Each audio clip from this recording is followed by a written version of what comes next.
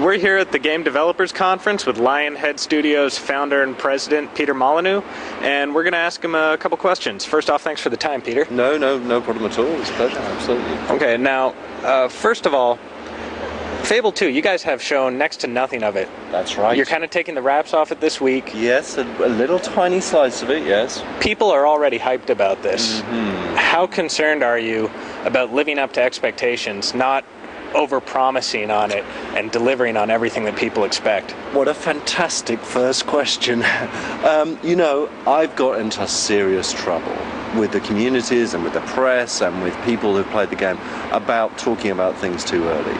And part of the reason is that I can't, I'm always like a kid at Christmas. I want to show all my toys off.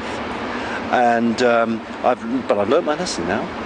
And I'm not going to do that, and so the features I'm going to show and the features I'm going to talk about are actually there, they're going to be in the game, and then the big features. I'm not going to be talking about, well, I've just had a good idea and we might do this, which I have done in the past. And sometimes it came off and sometimes it didn't. So I'm going to be talking about one of the most surprising features in Fable 2. I'm also going to be showing and demoing that feature.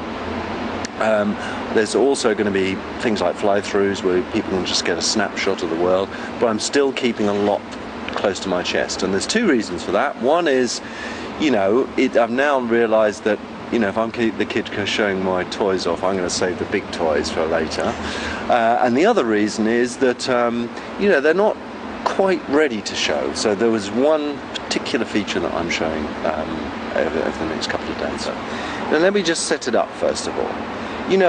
When we sat down and thought about Fable 2, there was one thing that we realized is one of the things that excited people about Fable, that we were, inventing some new stuff that perhaps you hadn't seen before. And there was, the expressions and the world reacting to you and the morphing hero and, all sorts of new stuff that we experimented out. And we needed to really clean up that new stuff and polish it and make it shine, but we needed some more new stuff.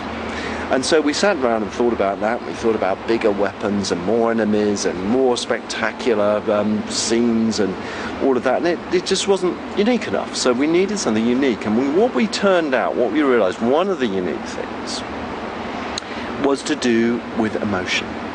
Was the emotion that you feel when you play a game. Now, obviously, you're going to feel excited about being a hero. And you're going to feel excited of playing through the story, and it's going to be an epic story, but it's, that's not enough. And so we came down with the thought, well, what are the great moments in game? What's a great moment for you? Is it the end of Final Fantasy VII? Is it the end of Ico? Is it, all of those good, fantastic games? And yes, we'd want some of those, lots of those in Fable 2. And we realized that we needed something in gameplay to give us that.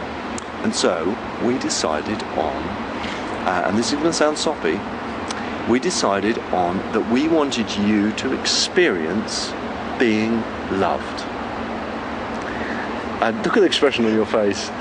And I don't mean in a rumpy-pumpy sort of way.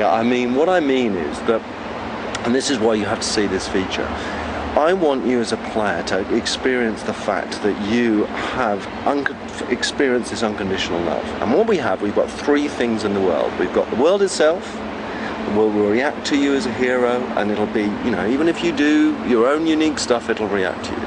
And the world will kind of love you in a way. It'll appreciate you. You can have a family. As you could in Fable 1, but this time, with that family, you can have children. I won't go into the details of that, and it should be fairly obvious. You can have children, and they will unconditionally love you. They will grow up as in a reflection of what you're like. That's fantastic. You're going to feel some emotions because of that family and because of your children you haven't felt before. It's still not enough. What we decided to give you, we wanted to have something that travelled with you, that reflected what you were like as a person. And that is, and you're going to react the same way as everyone reacted when I proposed this idea, is a dog.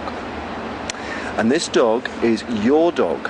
He will change and reflect just like the hero morphs, he will morph himself.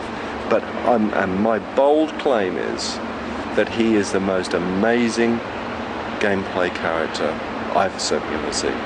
And you have to see him to realise what it is.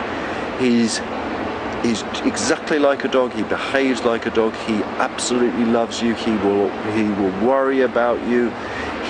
You can train him lightly. You can control him, not through pressing buttons on the controller, but you control him by playing the game yourself. And what he actually ends up being is something that you care about. And once you care about something, I've got you. I've got you in spades. And what we found is that even people, and when we suggested this feature, people said, "Oh well, I don't know, a dog. I'm a hero. What do I play the dog for?"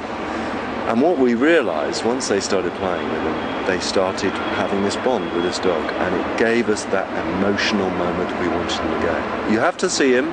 You have to see how you control him, how he features in the game, what features he has. He hasn't got laser beams for eyes. He doesn't have any super duper power-ups, but he is this wonderful thing that I've never seen in the game before. Now, you're known for epic games, Populous, Yes. Fable, Black and White, Yes.